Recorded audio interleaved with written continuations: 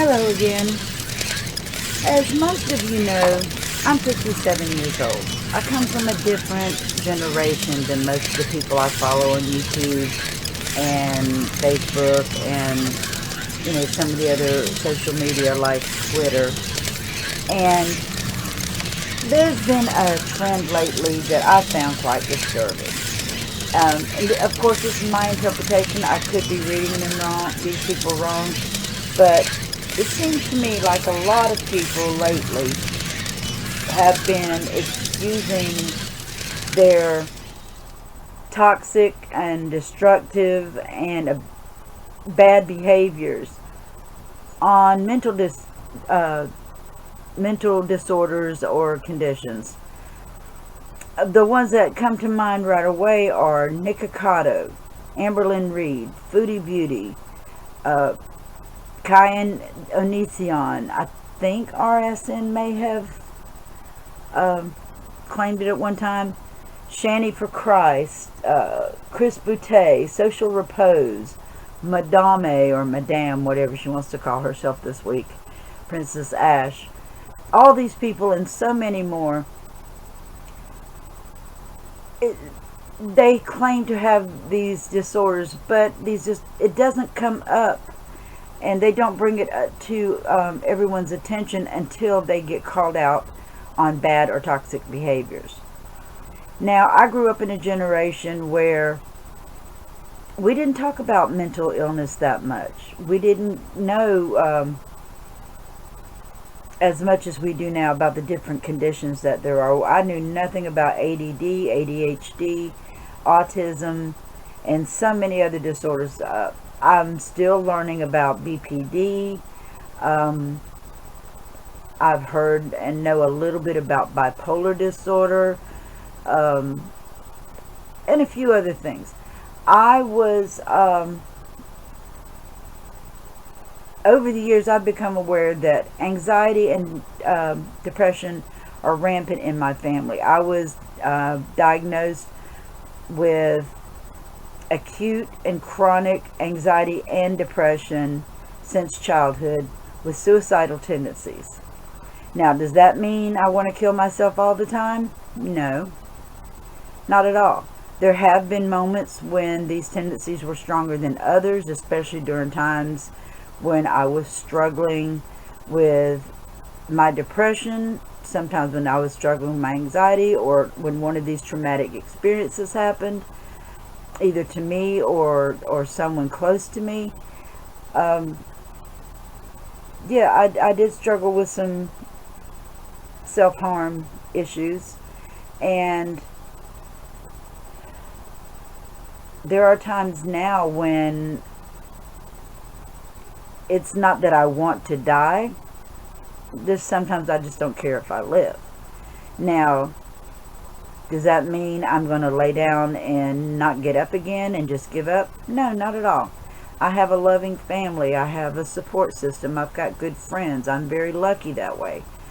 And I have resources available to me as well.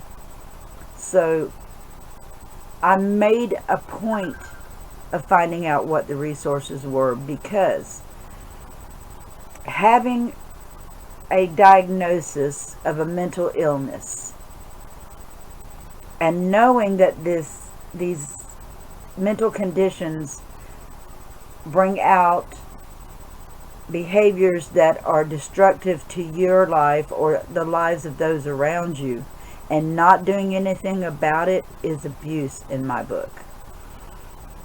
For example,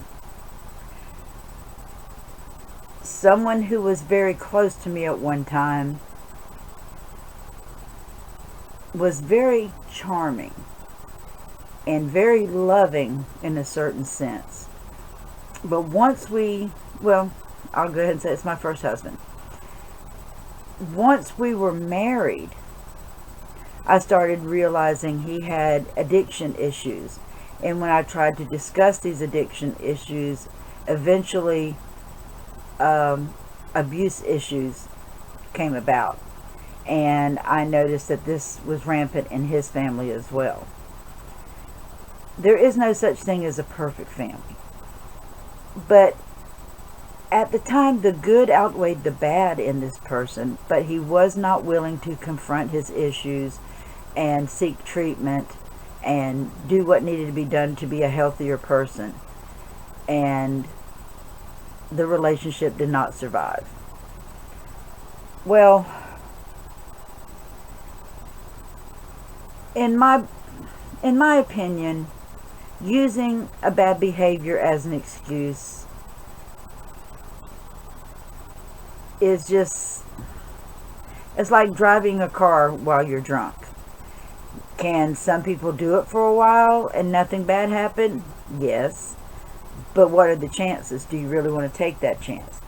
If these people truly do have mental illnesses that cause these behaviors, what are they doing to fix it?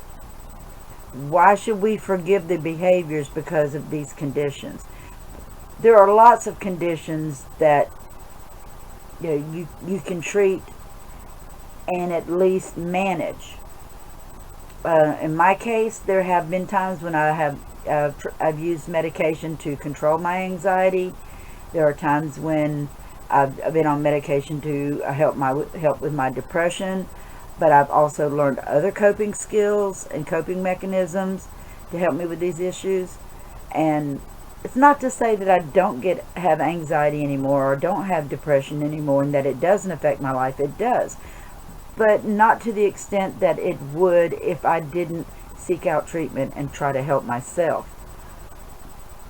But again, going back to the reason I made this, brought up the subject in the first place, I re-uploaded a video earlier about depression and how it becomes more prevalent during the holiday season usually. And that's something I don't think most people can help.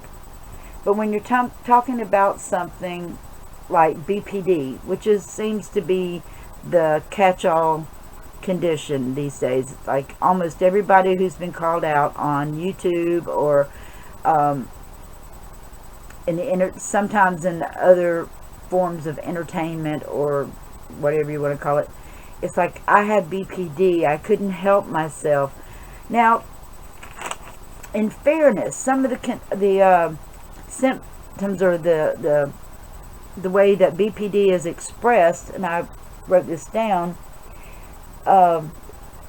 it's explained as having, let me put it over here so you can see it better. So I can see it better.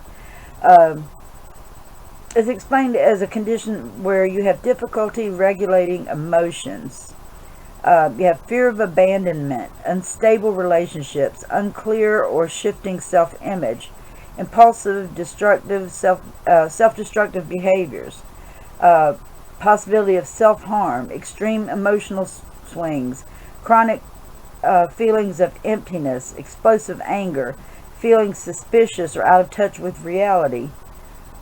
Well, when I was growing up, that was most of the teenagers that I knew in one form or another. Now, to have a BPD diagnosis, you need to have at least 5 of these 9 symptoms. Well, I can pretty much guarantee you that all these people, well, some of these people claiming that BPD is the reason they behave badly or treat other people badly, they probably looked it up and Googled it just like I did. Now, do they use the same other sources? Like my go-to source for things like this is usually the National Institute of Mental Health, but there are some others. And I know that there are some people who confuse bipolar disorder with BPD, and I've done that. I've been guilty of that myself.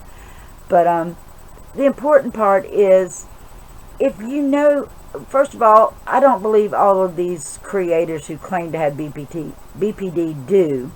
And if they do, why don't they ever say when they were diagnosed, or who diagnosed them, or what treatment was used, and what type of therapies or medications or any of these details? They almost never include any of this except to say, well, I found out I have this, or I've been diagnosed with this, but that's about as far as they go in explaining it. And there's a lot of creators, and well, not just creators, there's a lot of people out there, and I've heard this saying a lot, but they seem to have the attitude, it's better to ask for forgiveness than permission. Well, that might work for some people, but if you're part of my life, it doesn't fly with me, because to me that's just saying F you. I don't care about how this affects you. I don't care about what this might do to my life or my loved ones. If they really care, they'll just forgive me. It seems to be the attitude, and I don't go for that personally, because when it comes to forgiveness, I can easily forgive someone who unknowingly wronged me. Somebody who steps on my foot, cuts in front of me in a line, without looking. Somebody who's just, I don't know, careless or whatever the case. That's one thing. I get annoyed with people, but most often, if I get to the point of really being mad, I usually get over it fairly quickly. However, if you harm or hurt someone I love, I'm not likely to forgive very easily. And I'm one of these people that I've forgiven a lot of people for a lot of things. But now, I look at it this way. If you don't appear to be sorry and don't express that you're sorry for something you did against me or my loved one, why should I forgive you? If all these creators, who get their gray hoodies on and squeeze out a few tears, or most of the time they don't even do that, they just sniffle a lot. Why should we forgive them if they're not making any changes for their behaviors? If they just because you say you're sorry, anybody can say they're sorry. I can say I'm a fashion model. Doesn't make me one. If you're really sorry about bad behavior, you take steps not to repeat it. You make steps to improve your condition or your the things that you're doing wrong. You try to correct them. If there's a treatment, you at least try to follow it and give it a reasonable chance to work. You seek therapy, not just medication, but therapy, coping skills to make improvements. You don't just keep doing the same thing over and over and saying, I'm sorry. I mean, if somebody walks up to you and, steps on your foot, says, I'm sorry, and you're like, okay. They walk away, they come back, they step on your foot again and say, I'm sorry. And then they come back again and step on your foot again and say, I'm sorry. How many times are you going to say it's okay? How many times are you going to allow them to keep stepping on your foot? And in many cases, what if every time they step on your foot, they step down harder until they break your foot? Who are they hurting, themselves or you? I mean, in the long run, it will be destructive in their lives, because, you may choose to remove yourself from the situation and not be in their life anymore. I've had to make that decision myself.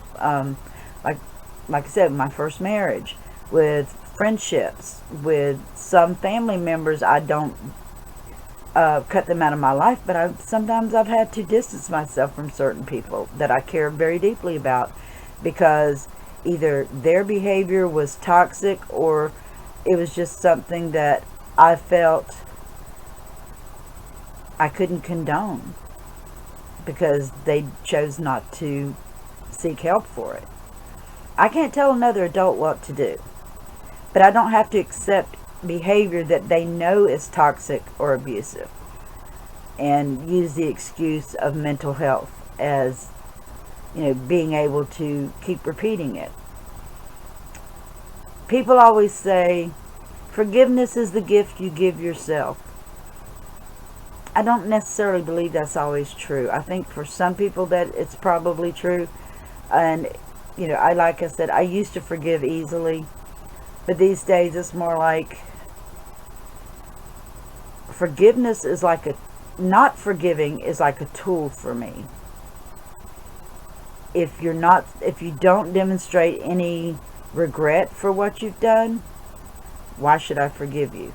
If I feel that you're avoiding dealing with the situation rather than facing me and talking about it, why should I forgive you? Now, depending on the situation, I'm liable to hold on to that for a little while to prevent me from falling into the trap of forgiving someone only to have the situation happen again. Now, is that the right way to handle it? I don't know. But that's what works for me now, because in my past, I was pretty much a dish rag up to a certain point, probably until my 30s, when I kind of widened my horizons and met more people and opened my lifestyle. Well, what I mean is I went to college and I met more people, and I learned more about real life, and opened my mind a little bit more.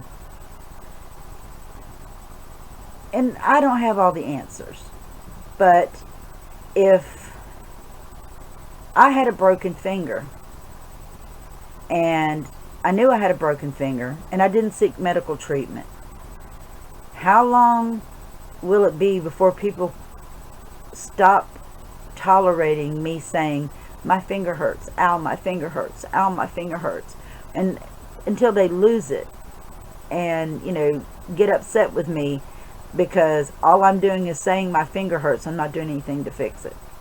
What sense does that make? What can other people do if all I'm doing is complaining about it? They can't do anything for me if I don't do anything for myself.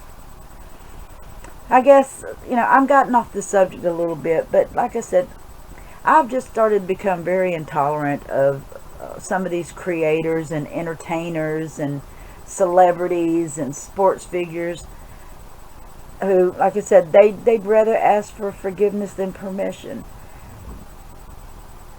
But what they really should be doing is taking a hard look at their lives. If a behavior keeps happening, or if certain situations keep happening, you kind of have to look at the big picture and say, why is this happening? What can I do about it? What should I be doing differently? What can help me do it differently?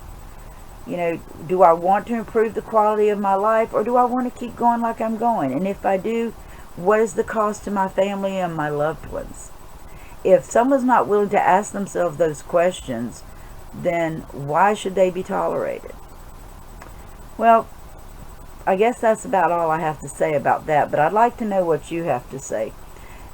Are you forgiving of these YouTube celebrities and these other influencers and media stars, I guess you'd call them?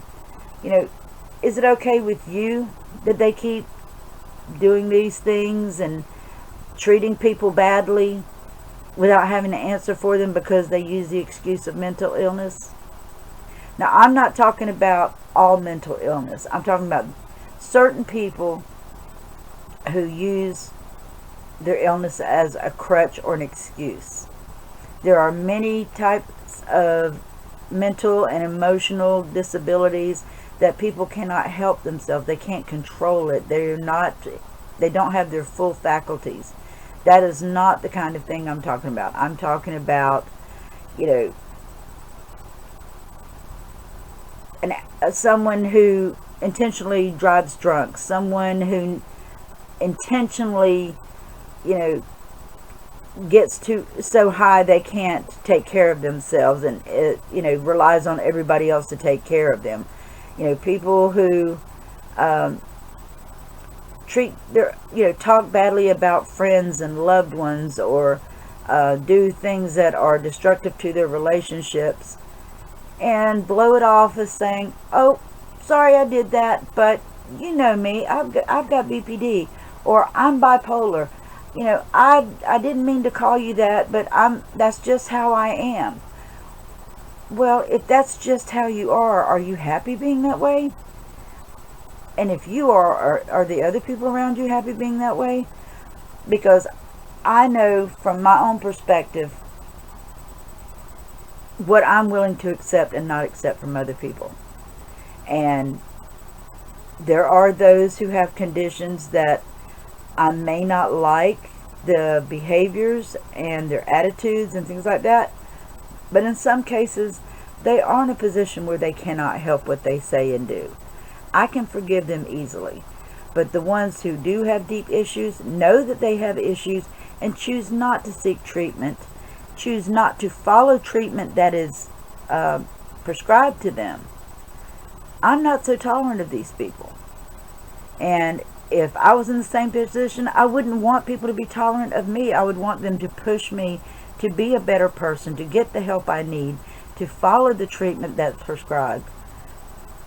Because you might be willing to live in your sickness, but when your sickness starts to affect other people, that's abuse. And I'm getting to the point where I'm repeating myself, so I guess I'll sign off. But I'd like to know your opinions on this. Should we keep tolerating this behavior? Do you think it's not abuse? Do you think it's okay? Give me your opinion. Disagree with me. Just let me, give me a comment. Let me know what you think. If you want me to do another video on this topic or another topic, drop me a comment. Let me know. In the meantime, I hope you have a good evening, good morning, depending on where you are and when you watch this. And if I don't get back on and if I'm not able to make another video, I hope you have a very happy and safe New Year. Good night.